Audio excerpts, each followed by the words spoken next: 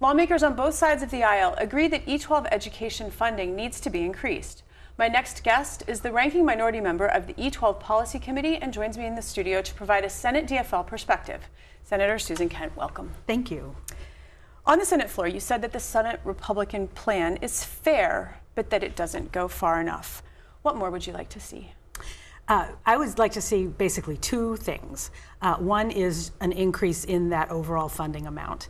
The budget target is just too low, and there's frankly bipartisan agreement that it's too low because the current plan would provide 1.5% increases to the schools in each year of the biennium, and that's just not enough to keep up with inflation. That means we're going to either be looking at cuts in our local school districts, or those local school districts will turn around and pass levies that will raise local property taxes because the state's not doing its share. So we need to make that be more up in line with inflation so that we can keep up with costs. The second thing that we need to see more of is greater investment in early childhood. It's so important. It's the best investment we can make. The return on investment is well documented, and we need to do better. Speaking of the early childhood learning, the Republicans say that Governor Dayton's voluntary pre-K program subsidizes preschool for wealthy families because it's for everyone. The Republicans say that their plan is targeted more to needy families and that wealthy families will go ahead and purchase the preschool for themselves. So where do you stand on that philosophical debate?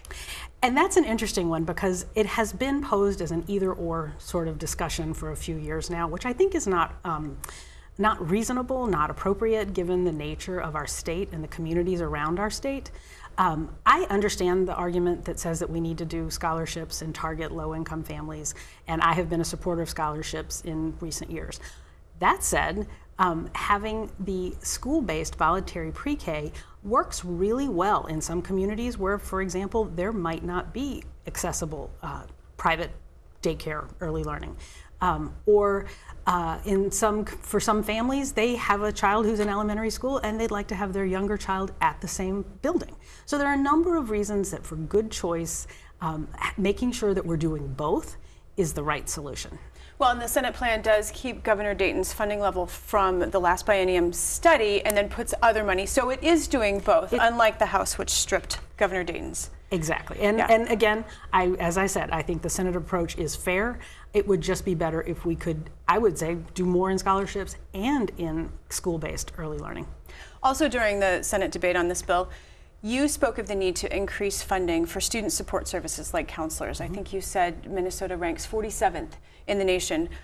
So can you talk about why that's important, and do you think it's possible, since it's also in Governor Dayton's plan, that it might get in conference committee? This is such an important area, and I'm really grateful that people have begun to really pay attention to this in recent years. And we did have a round of grants last year in 2016 that the legislature passed and the governor signed into law that reached a bunch of schools around the state and provided these badly needed services for its counselors, school social workers, school psychologists, nurses, and chemical dependency counselor. And we had, it was throughout the state, it was balanced between Metro and Greater Minnesota, and we had requests for all of those positions around the state. We would like to see more because all of the schools that applied did not get funding.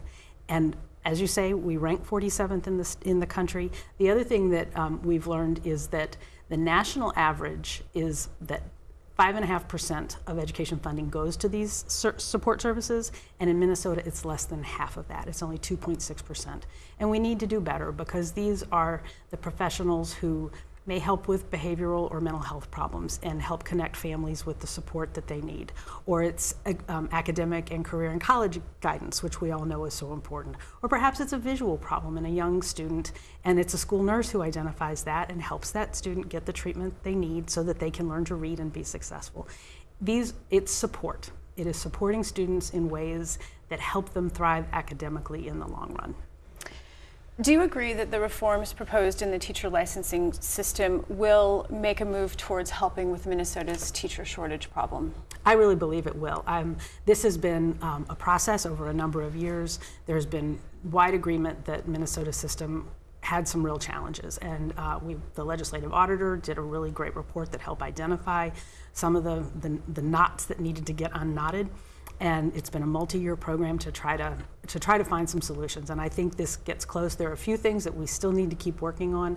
I'm a little concerned in that first tier of licensure that is intended for sort of special types of positions, special types of curriculum, kind of part-time, that basically we're going to let some teachers come in and teach main core curriculum areas indefinitely, and we need to tighten that up so that we make sure that our main teachers are highly qualified.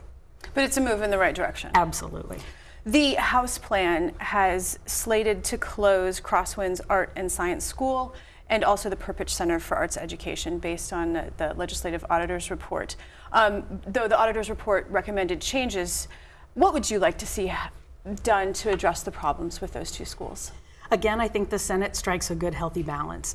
When we heard the auditor's report, it was frankly not news to the Perpich leadership, and they were already in the process of making some important changes. And within Perpich, I have some language that I offered as an amendment. We got part of it added into the omnibus bill that would strengthen some of the governance, strengthen some of the academic support for the school, and strengthen oversight in terms of reporting to the legislature. So that takes care of Perpich. When it comes to Crosswinds, there is wide agreement that that was an overreach on Perpich's part several years ago, and it has pulled Perpich too far from its mission, and it's not fully supporting that school.